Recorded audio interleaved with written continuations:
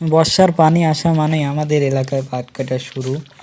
যাদের জমিগুলো নিচু, অর্থাৎ যে বন্যার পানিতে যে জমিগুলো ডুবে যায়, সেই জমির পাটগুলোকে দ্রুত কেটে ফেলতে হয়, কারণ এগুলো না কাটলে পানিতে প্লাবিত হয়ে নষ্ট হয়ে যেতে পারে। তো সুতরাং পানি আসার আগে আগেই এই জমি হচ্ছে আমার দাদার, দেখতে পাচ্ছেন যে পাটগুলো কেটে রাখা হয়েছে।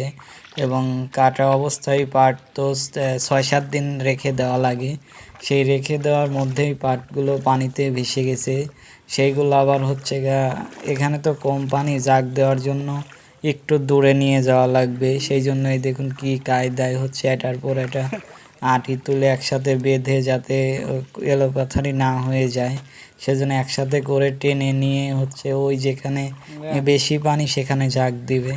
তো দেখতে পাচ্ছি যে এইভাবে বেঁধেছে এবং আমি একটু ধাক্কা দিলাম পাটগুলো যাতে হচ্ছে সুন্দরভাবে যেতে পারে। যদিও কম পানির কারণে টেনে নেওয়া একটু কষ্ট, যত কষ্টই হোক না কেন পাটগুলো তো জাগ দিতে হবে। সেজন্য দেখতে পাচ্ছেন যে পাটগুলো টেনে নিয়ে যাওয়া হচ্ছে একদম বেশি পানির দিকে।